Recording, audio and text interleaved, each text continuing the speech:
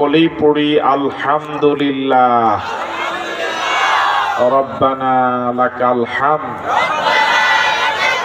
হামদান কাসীরান তাইয়্যিবান মুবারাকান ফীহি ইয়া রাব্বি লাকাল হামদু কামা ইয়ানবাগি লিজালালি ওয়াজহিকা ওয়া আযীমি সুলতানিক। শুকরিয়া আদায় করলাম কার? এতে লাভ কার? বাকিরা বলে নাই তো। এতে লাভ কার? শুকরিয়া আদায় করলে লাভ আমার, শুকরিয়া আদায় না করলে লস আমার। বর্তমান পৃথিবীতে 800 কোটির উপরে মানুষ। সব মানুষ মিলে যদি আল্লাহ সুবহানাহু ওয়া তাআলার শুকরগুজার হয়ে যায়, শুকরিয়া আদায় করা শুরু করে দেয়, আল্লাহ রাব্বুল আলামিনের মর্যাদা এক বিন্দু বাড়বে না।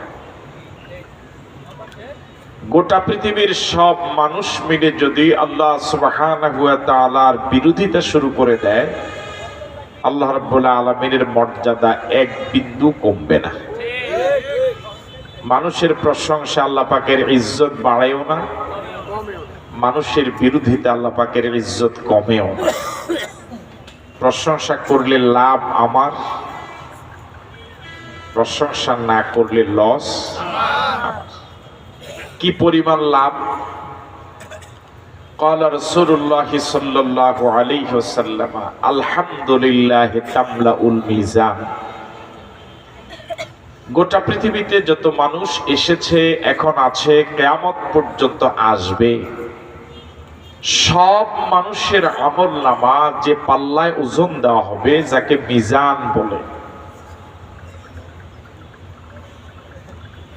আমি আপনি একবার যদি আলহামদুলিল্লাহ বলি, রাসূল আরবি বলেছেন মালিক এত সওয়াব দিবেন, একবার আলহামদুলিল্লাহর বিনিময়ে যে সওয়াব দিয়ে মিজানের পাল্লাটা একদম ভরে যাবে। বাকিরাও কি বলতে পারলেন না?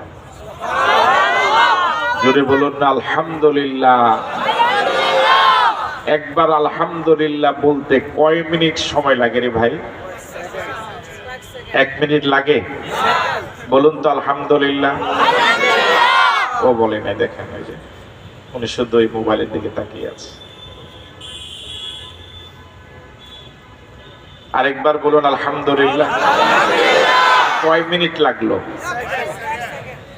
1-2 সেকেন্ড।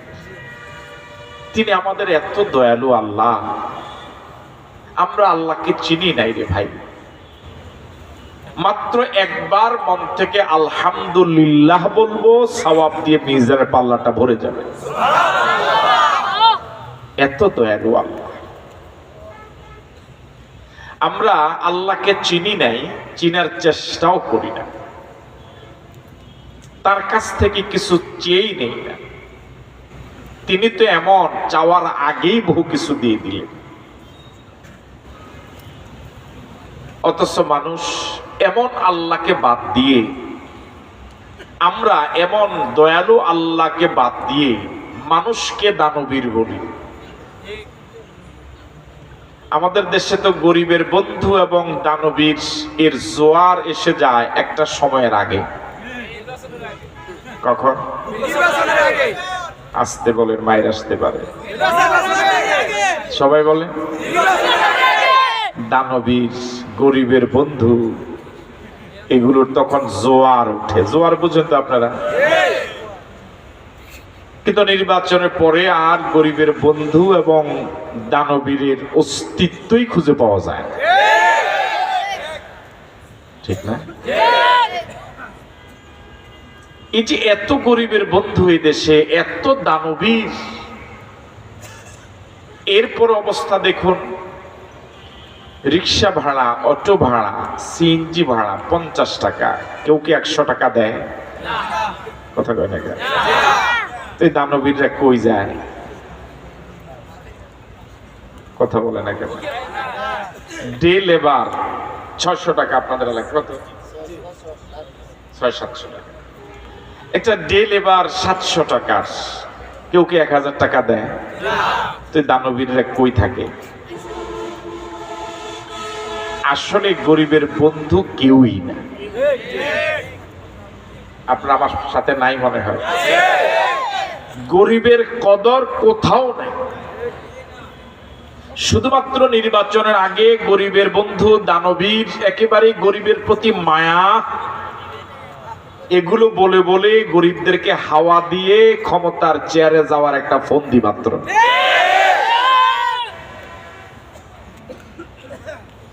যে স্বামীটা গরিব, এই গরিব স্বামীটার কদর তার স্ত্রীর কাছেও নাই।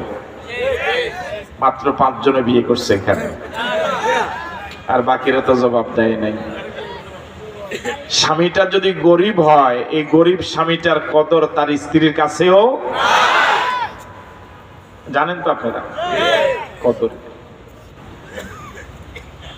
মানুষ সবচেয়ে বেশি সম্মান পায় শ্বশুর বাড়িতে, ঠিক না?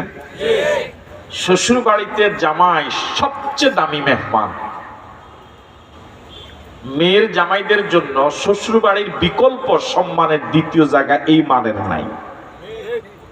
কিন্তু যেই মেয়ের জামাইটা গরিব,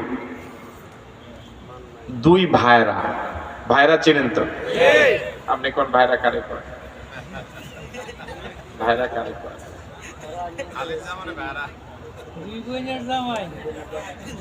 ছোট বোন ভাইরা করে, বড় বোন ভাইরা করে। বড় বোনের জামাই না বাইরে?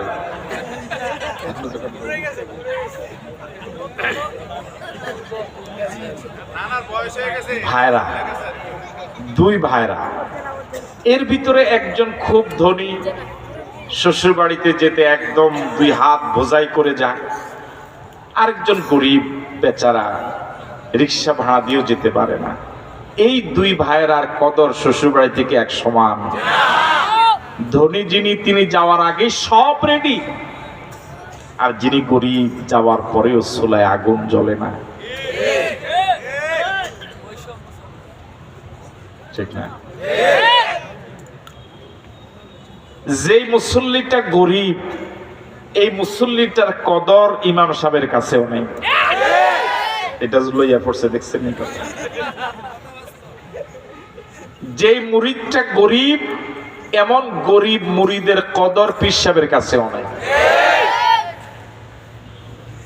আমরা যারা বক্তা, আমরা যারা আলোচক, যে আয়োজকরা গরিব, তাকে একটু কি দিবে? কথা কয় না? এরকম গরিব আয়োজকের দাম বক্তাদের কাছেও নাই। এটা তো জোরে বলতে পারতেন, এটা তো আমাদের বিরুদ্ধে কথা। বুঝেন না মনে হয়? গরিব আয়োজকদের কদর বক্তাদের কাছে নাই। যেই কর্মীরা গরিব, এই গরিব কর্মীর কদর নেতাদের কাছেও নাই। বিশ্বাস হয় না মনে আপনার? এই দেশের সিংহভাগ নেতারা গরিবদেরকে শুধুমাত্র ব্যবহার করে। সিংহভাগ নেতাদেরই ছেলে মেয়ে দেশে পড়ে না। কোথায় পড়ে? মাথা লাড়ে তাও বলে না। কোথায় পড়ে? বিদেশে। আপনাদের কি নজরে পড়েছে কখনো নেতার ছেলে বাবার জন্য মিছিল করেছে? মিছিলে কি নেতাদের ছেলেদেরকে পাওয়া যায়?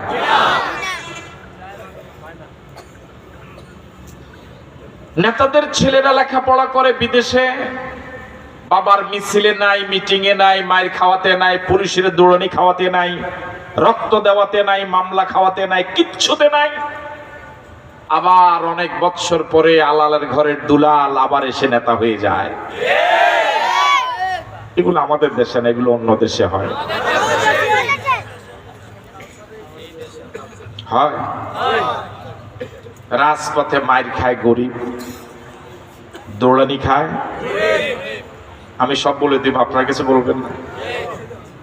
পুলিশের লাঠির বাড়ি খায়, রক্ত দেয়, মিছিল করে, সমাবেশে যায়, কিন্তু বিরিয়ানির প্যাকেট গরিবদের ভাগ্যে জুটেও না। নেতার সাথে একটু হাত মিলাবার কি পায় না, একটা সেলফি তোলার সুযোগ পায় না।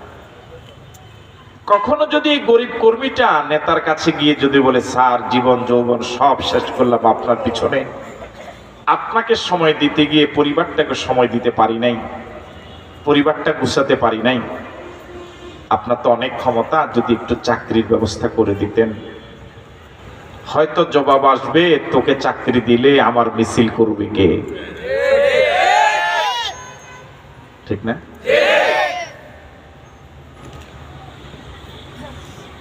আপনাদের দেশে ঘরের সিলিং যেটা, এটাকে কি বলে আঞ্চলিক ভাষায়? কান, টং, সিলিং কয়। সিলিং তো কোয়াদা শুরু করছেন কদিন আগে, এর আগে কি করতেন? আডাতন, আর কি টং, গ্রাম দেশে কাঁড় বলে।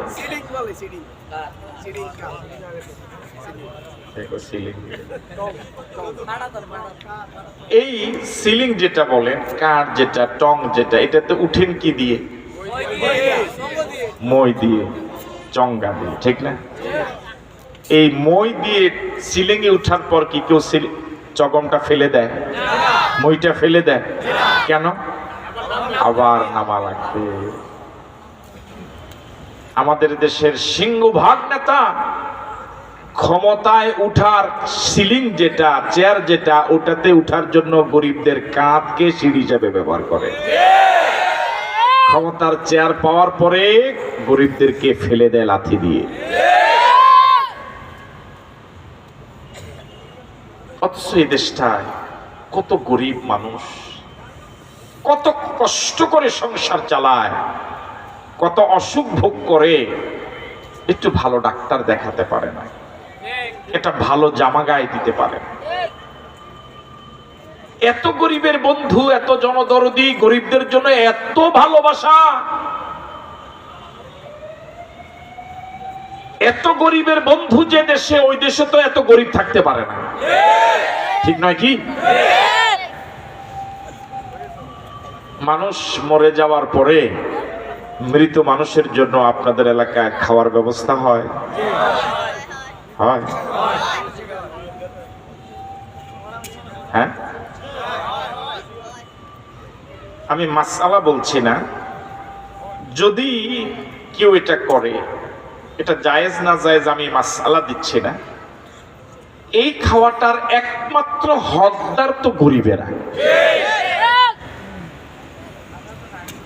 কিন্তু যে গরিবরা এই খাওয়াটার প্রধান অতিথি হওয়ার কথা, দাওয়াত পাওয়ার কথা, তারা দাওয়াতই পায় না। দাওয়াত পায় আবু নসর আশরাফি, দাওয়াত পায় সব চেয়ারম্যান মেম্বার ধনীরা, ঠিক না রে ভাই? ওই গরিবটা দাওয়াতই পায় না। ধনীদের জন্য টেবিল থাকে, চেয়ার থাকে, গরমকাল হলে পাখা থাকে, কত সুন্দর ব্যবস্থাপনা। খাওয়ার মাঝে মাঝে আসছি, শেষে দধি, খাওয়ার শেষে গরম পানি, সাবান দিয়ে হাত ধোয়া, টিস্যু দিয়ে হাত মোছা, ঠিক না? আবার কিছুক্ষণ পর পর এসে বলা হয়, স্যার তেমন খেদমত করতে পারি নাই। হ্যাঁ, আবার কিছুক্ষণ পর পর এসে ধমক দিয়ে, ওই টেবিলে বসতে দে, ঠিক না? একটু বাড়াইয়া দে। আর কি বলে?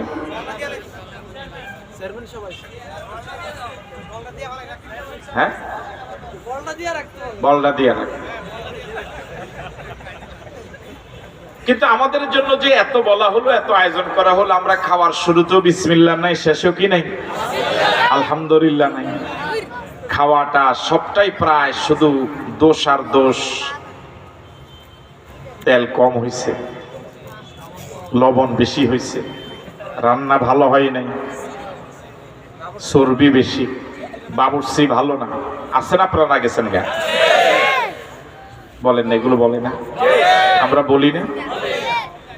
কোত্থেকে গোস কিনছাস, সব হাড্ডি, ঠিক না?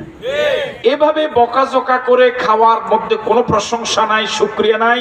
খেয়ে খেয়ে যেগুলো কিছু খাই, কিছু ফেলে দেই, আর যে গরিবরা আজকে খাওয়ার মেহমান হওয়ার কথা, দাওয়াত পাওয়ার কথা, ওরা তো দাওয়াত পেলই না। অনেক ক্ষেত্রে মেজবান কিছু যুবককে হাতে লাঠি দিয়ে প্যান্ডেলের গেটে দাঁড় করায়, চার পায়া ওই প্রাণীটা আসলেও বাড়ি দিবি, গরিব আসলেও বাড়ি দিবি। বুঝেন না কথা? প্রাণীটার নাম নিলাম না, কি ওই যুবকরা ওই প্রাণীটা আসলেও বাড়ি দেয়, গরিব আসলেও কি দেয়? তারা। এই গরিবটা তার গায়ে জামা নাই, পায়ে জুতা নাই, ছোট ছোট বাচ্চারা আসে এই বাড়ি খেয়ে খেয়ে ওই আপনি আমি যেটা বকাঝকা করে দোষ তালাশ করে করে টেবিলে ফেলে দিয়েছিলাম ওগুলো তারা টেনে টেনে তাদের বাটিতে নেয়। তাদের জন্য আরসি নাই, টিস্যু নাই, দদি নাই, পাখা নাই, টেবিল নাই, চেয়ার নাই, ওই পুকুর পাড়ে কোনো এক জায়গায় বসে এগুলোই খায় আর বলে আলহামদুলিল্লাহ।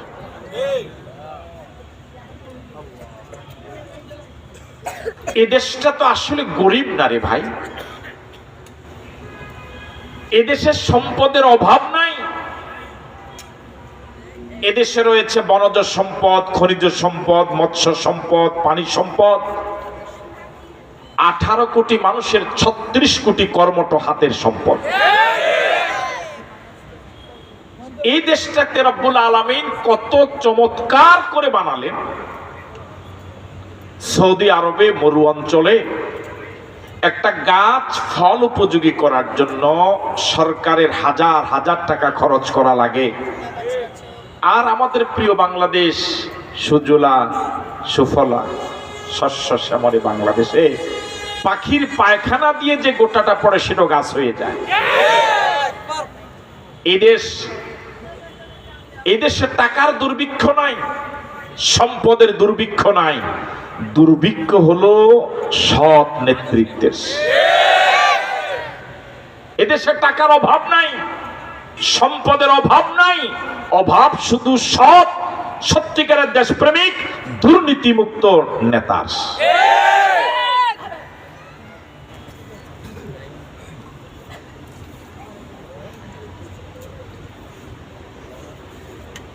যে কথা থেকে শুরু করি পর্যন্ত আসলাম, মানুষ মানুষকে দেয় না, বরং মানুষের রক্ত চুষে কিছু মানুষ আঙ্গুল ফুলে কলা গাছ হয়। ওদেরকে আমরা দানবীর বলি, ওদেরকে আমরা গরিবের। আর আমাদের মালিক আল্লাহ, তিনি আমাদের এমন দয়ালু আল্লাহ, কি না দিলেন তিনি। وَإِن تَعُدُّوا نِعْمَةَ اللَّهِ لَا تُحْصُوهَا। বান্দা, আমার দেওয়ার নেয়ামতগুলো কয়টা তুমি জানো? আমার দেওয়ার নেয়ামতগুলো যদি গণনা করা শুরু করে দাও, হায়াত শেষ হয়ে যাবে, নেয়ামতগুলো গণি শেষ করতে পারবা। বাড়ি থেকে এক কথায় সাগরের গভীর জলরাশির ভিতরে জলজ প্রাণীগুলো যেভাবে ডুবে আছে, আমি আপনি আল্লাহর দেওয়ার নেয়ামতের সাগরে ভাবে ডুবে আছি। আল্লাহ রাব্বুল আলামিন বিনিময়ে কিচ্ছু চান না, শুধু চান বান্দা তার গোলামি করবে আর তার নেয়ামতগুলো পেয়ে বান্দা তার প্রশংসা করবে। কাজ একেবারে কম না। শুনতেছেন ভাই আমার কথা? আপনাদের ক্যান্টনমেন্টে যদি কেউ প্রস্তাব করে যে একজন লোক প্রতিদিন আমার সাথে 6 ঘন্টা সময় দিবে, কোনো কাজ নাই, শুধু আমার প্রশংসা করবে, 6 ঘন্টার বিনিময়ে তাকে 2000 টাকা দেওয়া হবে, লোক পাওয়া যাবে? বুঝেন নাই মনে হয়? কয় ঘন্টা কাজ? কি শুধু প্রশংসা করবে, 6 ঘন্টা পর কয় হাজার টাকা? লোক পাওয়া যাবে রে ভাই? সিরিয়াল ধরবে না? আমরা কি আল্লাহ পাকের 24 ঘন্টায় যত নেয়ামত ভোগ করি, এটা কি মাত্র 2000 টাকার মূল্য? আর একটু কম হবে না? কথা বলে কম হবে না? একটা উদাহরণ নিন, এই যে অক্সিজেন গ্রহণ করছি আমরা বাতাস থেকে, এখন তো আমরা অক্সিজেন নিতে পারছি, আমাদের অক্সিজেন নেওয়ার যন্ত্র এখনো সচল, চোখ এখনো সচল, রক্ত চলাচল এখনো সচল, কিডনি এখনো সচল। আল্লাহু আকবার। যারা অক্সিজেন নিতে পারে না স্বাভাবিকভাবে, তাদের অক্সিজেন নেওয়ার একটা পদ্ধতি আছে না? কোথায় কোথায়? টাকা লাগে না মনে হয়? আপনারা আমার আলোচনায় মনে হয় একটু বিরক্ত, সুরেলা কণ্ঠে আলোচনা শুনে অভ্যস্ত তো, এটা কেমন কেমন নিরামিষ নিরামিষ লাগে না? আমরা এখন এই অসংখ্য মানুষ এইখান থেকে অক্সিজেন নিচ্ছি, একটা ককি দেওয়া লাগছে রে ভাই? এতগুলো মানুষ যদি হসপিটাল থেকে অক্সিজেন নেওয়া লাগতো, উপায় ছিল? প্রতি ঘন্টায় কত টাকা জানেন আপনি? 300 টাকা কমপক্ষে। কত টাকা? আমার সাথে একটু কথা বললে ভালো লাগবে। কত টাকা? যদি প্রতি ঘন্টা 300 টাকা করে হসপিটালকে অক্সিজেন বিল দিতে হয়, তাহলে 24 ঘন্টায় 7200 টাকা। 200 টাকা বাদ দেন, 7000 টাকা। মালিক যদি বলতেন এই 70 বছরের অক্সিজেন বিল দিয়া এরপর ফুলসেরাত পার হ, জান্নাতে যা, একজনও কি বিলটা দিতে পারতাম? কথা বলে পারতাম? আল্লাহ রাব্বুল আলামিন বিনিময় কিচ্ছু চান না। তিনি শুধু বলেন, বান্দা আমি এত নিয়ামত তোকে দিলাম, আমার দেওয়া নিয়ামতের সাগরে তুই ডুবে আছিস, শুধু আমার একটু প্রশংসা কর, আমার গোলামি কর, আমার প্রশংসা কর। যদি আমার প্রশংসা করিস, আমি কি দিব বিনিময়? শুন, লাইন শাকারতুম লাযীদান্নাকুম। বান্দা আমার নিয়ামত পাওয়ার পর যদি শুকরিয়া আদায় করো, আমি আল্লাহ তোমার নিয়ামতকে আরো বাড়ায় দেব। দুনিয়ার মানুষের জন্য যদি আপনি জীবনও দেন, খুশি করতে পারবেন না। কথা বলে না কেন? ও যুবক, বন্ধুদের পিছনে কত সময় দাও। একটা মানুষ যত জনপ্রিয় হোক, তার 20-25 জন বন্ধু হওয়া কঠিন, সর্বোচ্চ 2-4 জন, ঠিক না? কেউ যদি সিদ্ধান্ত নেয় যে 10 জনকে বন্ধু বানাবে গোটা জীবনে, এই 10 জনকে ঠিক রাখতে তার জীবন শেষ। একজনের সোজা করছে তো আরেকজনের বিয়ে হয়ে গেছে। বুঝেন না মনে আমার বাংলা কথাটা?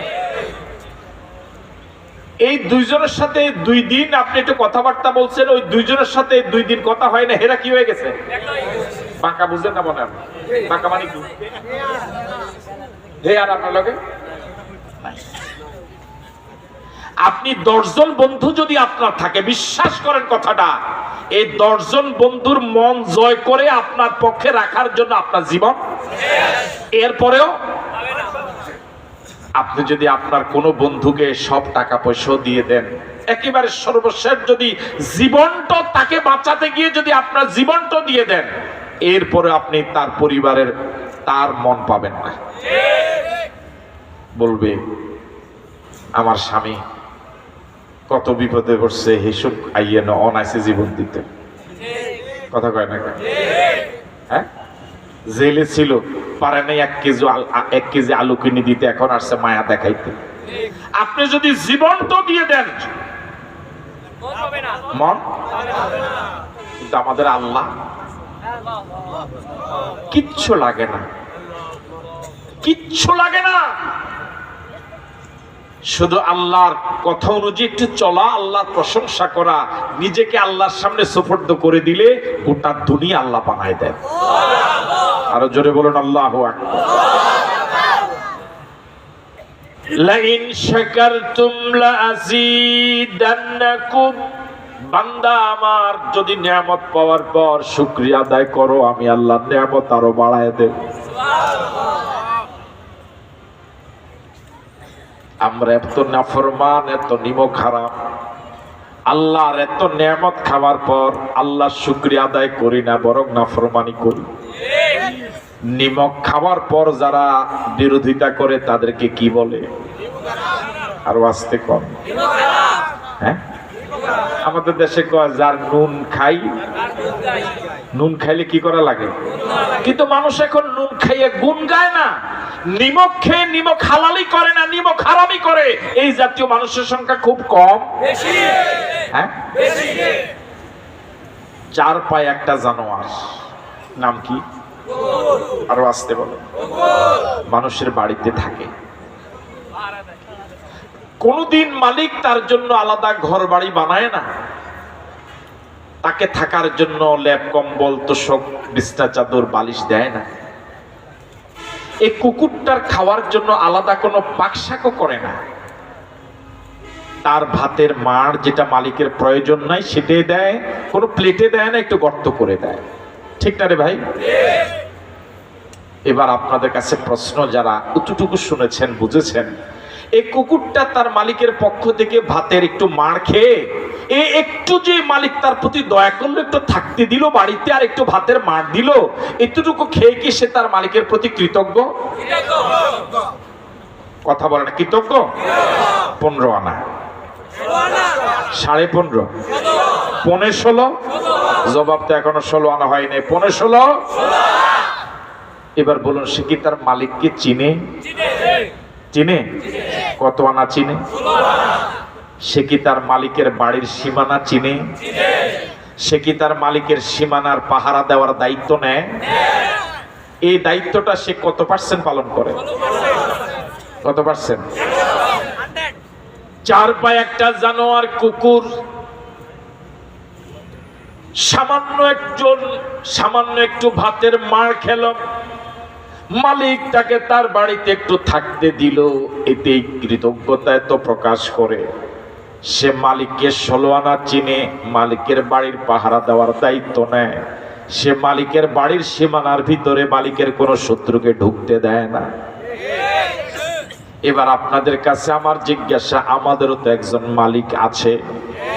কয়জন? নাম কি? আওয়াজ দিয়ে বলুন তো, আল্লাহ। আরো জোরে বলুন, আল্লাহ। আরেকবার বলুন, আল্লাহ। দুনিয়ার ওই মালিক তার বাড়ির ওই কুকুরটাকে যতটুকু রিজিক দেয়, ওই প্রাণীটাকে যতটুকু খেতে দেয়, আমাদের মালিক যিনি আল্লাহ, তিনি আমাদেরকে অতটুকু রিজিক দেয় না, তার থেকে আরো কম দেয়। বলুন না রে ভাই, কত হাজার রকমের রিজিক খেলাম, কত হাজার রকমের রিজিক পেলাম, কত হাজার রকমের রিজিক মালিক এই জীবনে খাওয়ালেন। আজকের যে দিনটা গেল, আজকে যত রিজিক যত নিয়ামত মালিকের খেলাম, আল্লাহু আকবার। এবার বলুন তো দেখি, ওই কুকুরটা তার একটু ভাতের মার খেয়ে মালিককে যতটুকু চিনে, আমি আপনি মালিকের এত নিয়ামত খাওয়ার পর মালিক কি 16 আনা চিনতে পেরেছি? আরো জোরে বলেন। সবাই জবাব দেন না কেন? চিনতে পেরেছি? চার পায়ের জানোয়ার ওই কুকুরটা তার বাড়ির মালিকের বাড়ির পাহারা দেয়, বাড়ির সীমানা চিনে। কুকুর এতটুকু দায়িত্ব পালন করে, বাড়ির মালিকের সীমানার ভিতরে কোনো শত্রুকে ঢুকতে দেয় না। আমরা মালিকের এত নাজ নিয়ামত খাওয়ার পর মালিকের ইসলামের যে সীমানাটা আছে, সীমানা চিনি না, বরং সীমানার ভিতরে মালিকের শত্রু যারা নাস্তিক এবং মুরতাদদেরকে ঢুকতে দেই। ঠিক নয় কি? চার পায়া জানোয়ার মালিকের বন্ধুকে চিনে, চার পায়া জানোয়ারটা মালিকের শত্রুকে চিনে। কোন মেহমান আসলে কুকুর মালিকের চেহারার দিকে তাকায়, চেহারার দিকে দেখলেই সে বুঝে এই মেহমান আমার মালিকের বন্ধু। সে কোনোদিন ওই মেহমানের সাথে দুর্ব্যবহার করে না। যদি কখনো কোনো শত্রু, কোনো চোর, কোনো ডাকাত ঢুকে, কুকুর জীবন বাজি রেখে একা তাকে দৌড়ায়। ঠিক নয় কি? এবার আপনাদের কাছে আমার জিজ্ঞাসা, বর্তমান পৃথিবীতে 810 কোটি মানুষ সব কি আল্লাহ পাকের বন্ধু? জোরে বলেন। সব কি আল্লাহর শত্রু?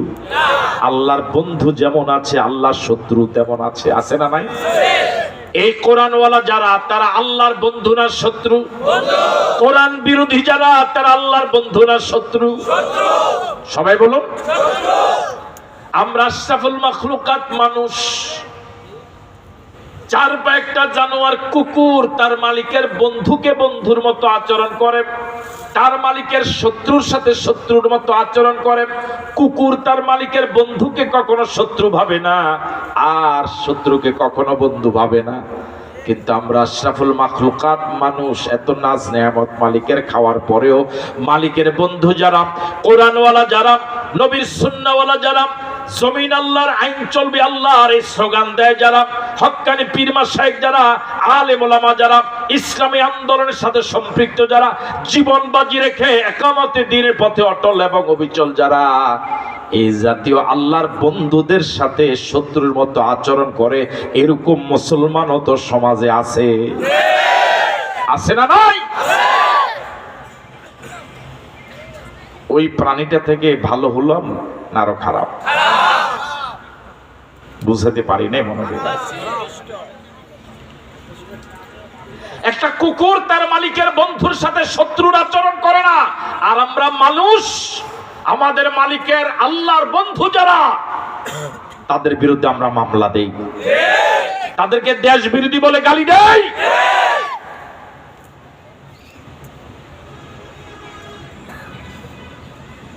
আমি আপনি যখন মায়ের গর্ভ থেকে দুনিয়াতে এসেছিলাম, কোন নেতার নাম আমার আপনার কানে যায় নাই, কোন নেত্রীর নাম কানে যায় নাই, কোন দলের নাম আমার আপনার কানে যায় নাই।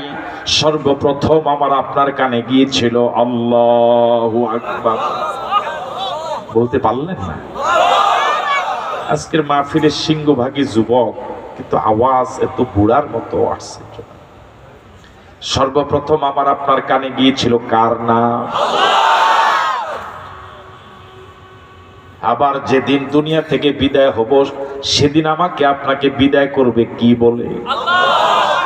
তাহলে একজন ইমানদারের জীবন শুরু হয় আল্লাহু আকবার দিয়া, জীবন শেষ হয়। নামাজ শুরুতে আল্লাহু আকবার, রুকুতে যেতে আল্লাহু আকবার, সিজদা যেতে আল্লাহু আকবার, সিজদা থেকে মাথা উঠাতে আল্লাহু আকবার, জানাজার নামাজে আল্লাহু আকবার, ঈদের নামাজে আল্লাহু আকবার, জুমার নামাজে আল্লাহু আকবার। বাংলাদেশের লক্ষ লক্ষ মসজিদে প্রতিদিন 5 বেলা শুধু আল্লাহু আকবার আজানি হয়। আর সারা পৃথিবী যদি ধরেন, কোটি কোটি মসজিদে সূর্যের ঘূর্ণায়নের দিক থেকে পৃথিবীর এমন কোনো জায়গা নাই, এমন কোনো সময় নাই, 24 ঘন্টার ভিতরে এমন 1 সেকেন্ড সময়ও নাই বাদ যাবে যেই সময়ের ভিতরে আল্লাহু আকবার পৃথিবীর কোথাও না কোথাও বলা না হয়। তার মানে 24 ঘন্টার ভিতরেই আল্লাহু আকবার পৃথিবীতে কোথাও না কোথাও আলোচিত হয়।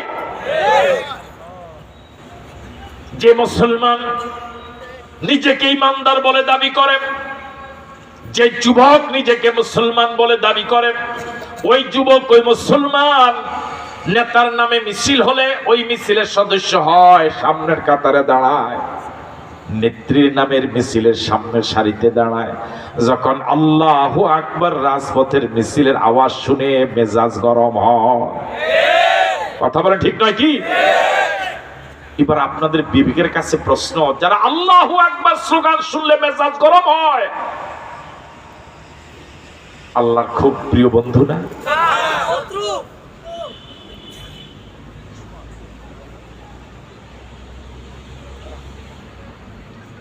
আল্লাহ রাব্বুল আলামিন বলেন, উলাইকা কাল আনআম, উলাইকা কাল আনআম, উলাইকা কাল আনআম। এরা 4 পায়া জানোয়ার, 4 পায়া জানোয়ার, তার থেকেও খারাপ। বালহুম আদাল। ও যুবক, আল্লাহ তোমাকে বিবেক দিলেন, একটু চিন্তা করো না যুবক। যে মিছিলে গেলে তুমি তোমার আল্লাহর নাম নিতে পারো না, এই মিছিলের সদস্য তো তোমাকে মানায় না।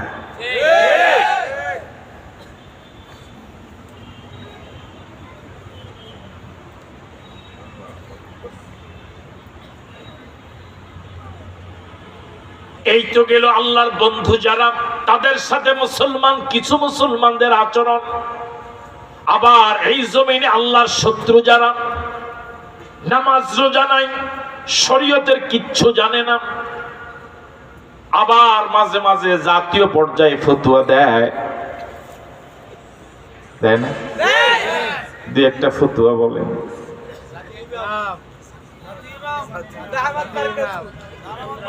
আমার ভাইরা ফতোয়া দেয় ইসলাম আলাদা, রাজনীতি আলাদা, কোরআন শরীফের রাজনীতি নাই, এরকম আছে না? আচ্ছা, তুমি জানলা কেমনে কোরআন শরীফের রাজনীতি আছে না নাই? তুমি কি কোরআন শরীফ পড়তে জানো? কথা কয় না। যারা এই ফতোয়া গুলো দিছে দেয়, আপনি কি মনে করেন তারা কোরআন শরীফ পড়তে জানে? কোরআন শরীফের অনুবাদ জানে? তো সে কেমনে জানলো ইসলামের রাজনীতি নাই? বুঝেন নাই মনে হয় কথা। ওনার বক্তব্য হলো যে রাজনীতি আলাদা, ইসলাম আলাদা। সবজি বড় হয়ে গেছে, এটা উদাহরণ দিলাম। মনে করছে ওনাদের করছে, মনে করেন উনি বলতেছে ইসলাম আলাদা, ইসলাম খুব পুত পবিত্র জিনিস। তাহলে ওনার দৃষ্টিতে রাজনীতিটা কি জিনিস? খারাপ জিনিস। তো রাজনীতি যদি এত খারাপ হয় উনি করে না? তোর কথা কয় না? রাজনীতি যদি খারাপ হয় তাহলে উনি করে কা? বুঝেন নাই? রাজনীতি যদি খারাপ হয় এটাকে ভালো বানাবার জন্যই তো কোরআন দরকার, ওটাকে ভালো বানাবার জন্য তো নবীর আদর্শ দরকার, ওটাকে ভালো বানাবার জন্যই তো হক্কানি উলামায়ে কেরাম পীর মাশায়েখ দরকার। আর রাজনীতিটা খারাপ হয়েছে তো ওনার মতো খারাপ মানুষ যাওয়ার কারণে। এটা উদাহরণ দিলাম, এটা উদাহরণ দিলাম, বুঝাতে পারি না। নামাজ পড়ে না, আমাদের দেশে একটা প্রবাদ আছে, নামাজ পড়ি আমি টুপি মাথা দেয় কল্লা সোরা। একজনের নাম কলিম, নামাজ টামাজ পড়ে না, সারাদিন কি মাথা দিয়া থাকে? মাদ্রাসা পড়লাম আমরা, পড়াই আমরা, ফতুয়া দেন। কি জমানা আইলো রে বাবু, বগায় কোন দাবায়। রাগ করতেছেন আপনারা? যারা শরিয়া মানে না, যারা ইসলাম মানে না, কোরআনের বিধান মানে না, ওরা আল্লাহর বন্ধু না আল্লাহর শত্রু? আমার ভাইরা, কিছু মুসলমান নামধারী এমন আছে আল্লাহর এরকম শত্রুদের সাথে তাদের বন্ধুত্বের সম্পর্ক, ওদেরকে কলিজায় জায়গা দেয়, ওদেরকে সমর্থন দিয়া নেতাও বানায়। ঠিক নয় কি? চার পায়ে ওই জানোয়ার কুকুরটা তার মালিকের শত্রুকে কখনো বন্ধু মনে করে না, শত্রুকে দৌড়ানে দিয়া সীমানা পার করে দেয়। আর আমাদের আল্লাহর শত্রু যারা, নবীর শত্রু যারা, তাদের পক্ষে আমরা আবার ওকালতিও করি। বাউল কি নাম না জানেন তো? ও আমাদের আল্লাহর ব্যাপারে যা বলেছে, ইসলামের ব্যাপারে যা বলেছে, সূরা নাসের ব্যাপারে যা বলেছে, শুনেছেন তো আপনারা? ঈমান আছে তো? আল্লাহর বন্ধু তো? এবার বলুন তো দেখি, যে আমার আল্লাহর ব্যাপারে এমন কথা বলে ঈমান হারা হলো, নিজে অসংখ্য মানুষকে ঈমান হারা বানালো, ওর পক্ষে সাপোর্ট করে মুসলমান বিবৃতি দেওয়ার মতো বাংলাদেশে ছিল, আছে না নাই? ওর মুক্তি দাবি করে কি মুসলমান ইয়া দেয় না, বিবৃতি দেয় নাই? একটা চার পায়া জানোয়ার তার মালিকের শত্রুকে কখনো বন্ধু ভাবে না। পৃথিবীর দ্বিতীয় বৃহত্তম মুসলিম দেশ বাংলাদেশ, শাহজালাল শাহপরানের দেশে, লক্ষ লক্ষ আলেম ওলামা পীর মাশায়েখের দেশে, লক্ষ লক্ষ মসজিদ মক্তব খানকারের দেশে আল্লাহর বিরুদ্ধে কথা বললো, সূরা নাস নিয়ে ব্যঙ্গ করলো, তার পক্ষে আবার মুসলমান বিবৃতি দেয়, তার মুক্তি কামনা করে, এরা মুসলমান হতে পারে না। ইসলামটা তোমার মামুর বাড়ি পাইছো, এটা তোমার দলীয় অফিস।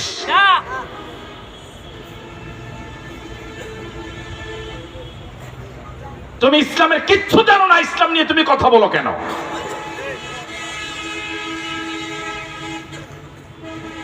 কি অবাক করা কথা!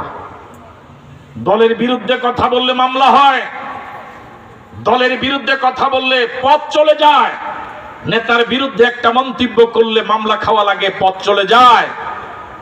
আর আমার আল্লাহর বিরুদ্ধে কথা বলে, নবীর বিরুদ্ধে কথা বলে, এরা আবার মুসলমানদের সমর্থন কামনা করে।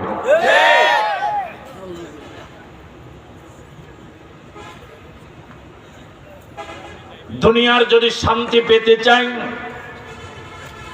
পরকালে যদি মুক্তি পেতে চাই, মানুষের জীবনের সবচেয়ে বড় দুইটা চাহিদা, একটা হলো দুনিয়ার শান্তি আর একটা হলো পরকালের মুক্তি। একজন মানুষ গরিব, খেটে খাওয়া মানুষ, মাটির ঘরে থাকে, ছনের ঘরে থাকে, অথবা বাঁশ ঝাড়ের নিচে থাকে, কিন্তু সে শান্তি থাকতে চায়, ঠিক নয় কি? দুনিয়ার শান্তি পরকালের মুক্তি যদি পেতে হয়, বিশ্বাস করুন, কোন তন্ত্রমন্ত্র দিয়ে নয়, ফিরে আসতে হবে আল্লাহর কোরআনের দিকে। কিসের দিকে? আরো জোরে বলেন।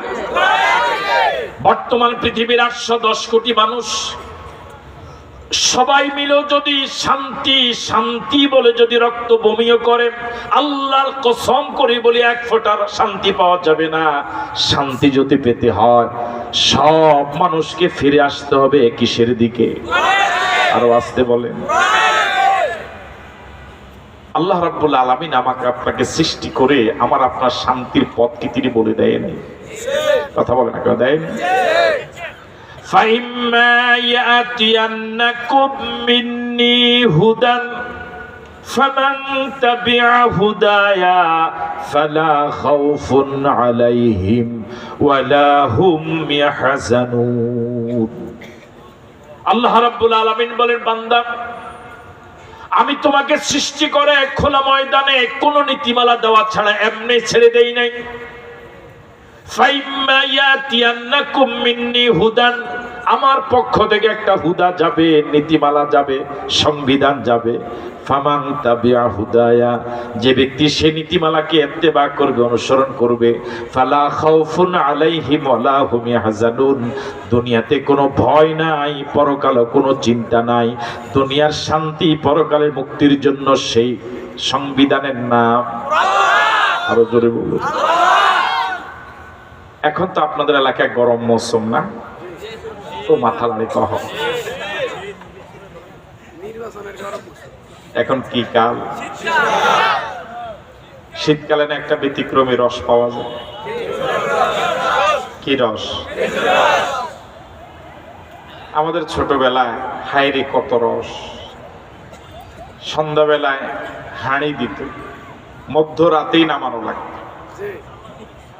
আমরা পাট কাঠি দিয়ে, যেটাকে হরমুল,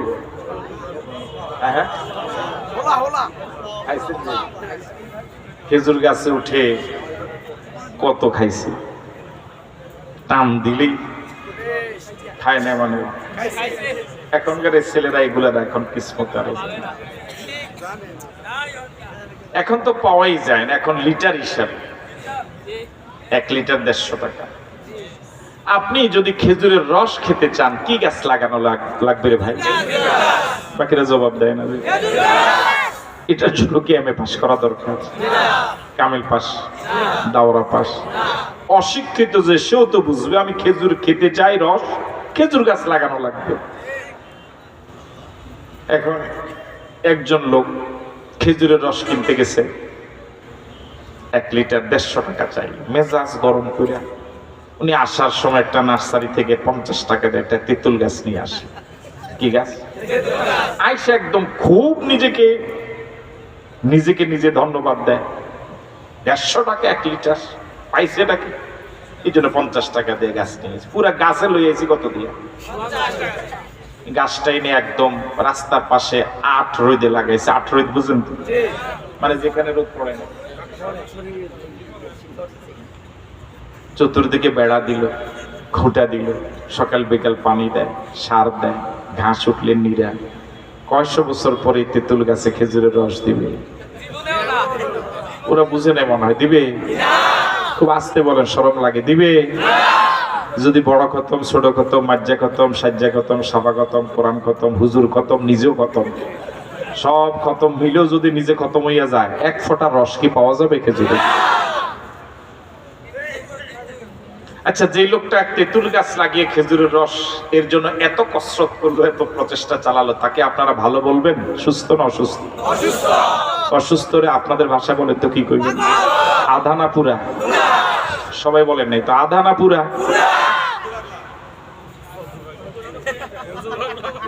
হ্যাঁ আমার ভাইরা, একটা লোক খেজুরের রস খেতে চায়, সে তেঁতুল গাছ লাগানোর কারণে সে যদি দেশের শ্রেষ্ঠ ধনী হয়, শ্রেষ্ঠ শিক্ষিত হয়, তাহলে আপনারা পুরা পাগল বলবেন। আল্লাহ পাক মানুষের দুনিয়ার শান্তি পরকালের মুক্তির জন্য কোরআন দিয়ে বললেন, এটা ধরো, এটা অনুযায়ী চলো। এটা এমন কিতাব, তেলাওয়াত করলেও লাভ, তেলাওয়াত শুনলেও লাভ, বুকে নিলেও লাভ, চুমু খেলেও লাভ। ব্যক্তি চললে ব্যক্তি শ্রেষ্ঠ, পরিবার চালালে পরিবার শ্রেষ্ঠ, সমাজ চালালে সমাজ শ্রেষ্ঠ, রাষ্ট্র চালালে রাষ্ট্র শ্রেষ্ঠ। আল্লাহ পাকের এই কথাটা বাদ দিয়া এখন আমগো মোবারক ভাইয়ে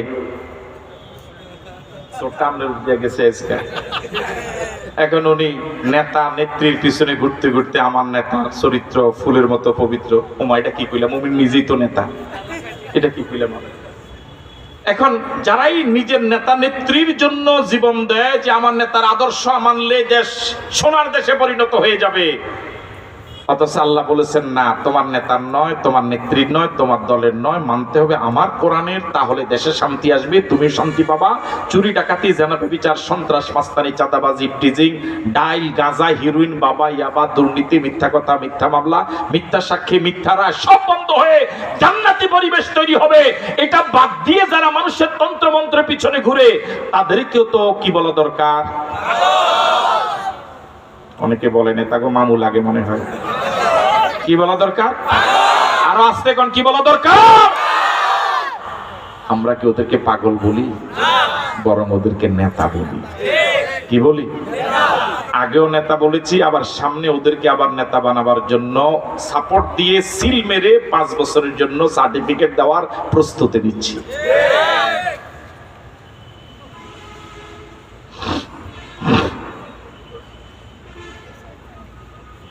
কি বলে? আল্লাহ রাব্বুল আলামিন কোরআন মজিদ নাজিল করলেন, প্রথম হরফ দিলেন বা, শেষ হরফ দিলেন সিন। বা এবং সিন, এই দুইটা হরফের ভিতরে পুরা কোরআন মজিদ। সুবহানাল্লাহ।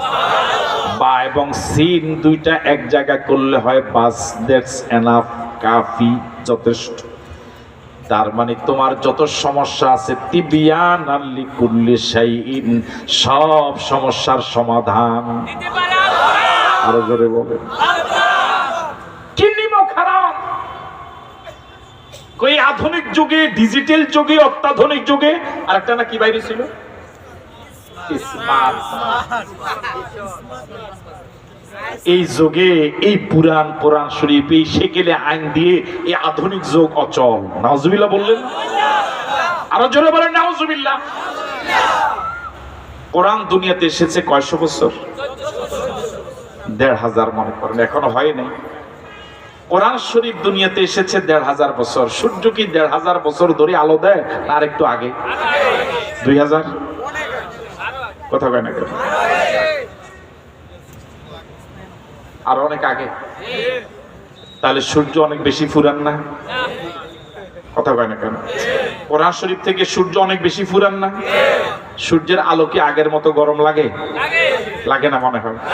আগের মতো সূর্যের আলোতে দেখা যায় তো সব আগের মতোই তো আছে। এত হাজার হাজার বছর আগের এত পুরান সূর্য যদি আগের মতো এখনো সতেজ থাকে, সেই তুলনায় ১৫০০ বছর আগের কোরআন তো একেবারে টাটকা। টাটকা বুঝেন না? আসলে মানুষের কপাল যখন পুড়ে যায়, কিছু দিয়া ঠেক দিয়ে তাকে উঠানো যায় না।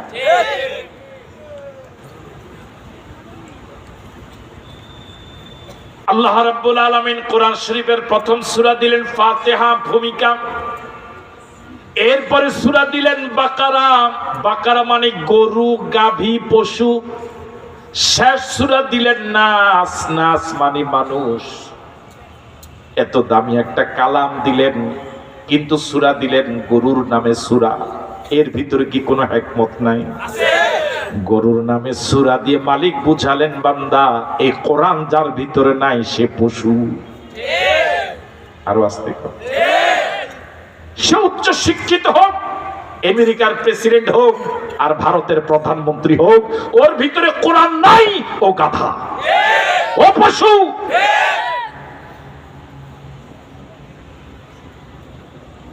আর যার ভিতরে কোরআন আছে, খায়রুকুম মান তাআল্লামাল কুরআন ওয়া আল্লামা।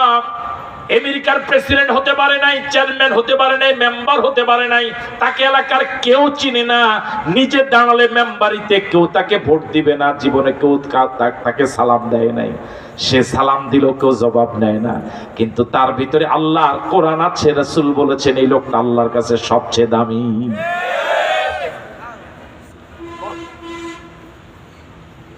শুরুর সূরা দিলেন বাকারা, গরু গাভী পশু, শেষ সূরা দিলেন নাস।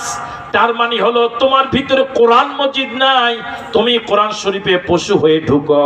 এই কোরআন শরীফের সূরা, কোরআন শরীফের আয়াত, কোরআন শরীফের বিধিবিধান তোমাকে নাস করে পৃথিবীর শ্রেষ্ঠ মানুষ করে বের করবে। তার মানে পশু চরিত্রকে এই কোরআন মজিদ মানুষের চরিত্র বানায়া দেয়। আল্লাহু আকবার বলবেন। আমরা কি চাই আমাদের প্রিয় বাংলাদেশ আল্লাহর কোরআন দিয়ে চলুক? এটা কি চাই? কারা কারা চাই দু হাত তুলে দেখা।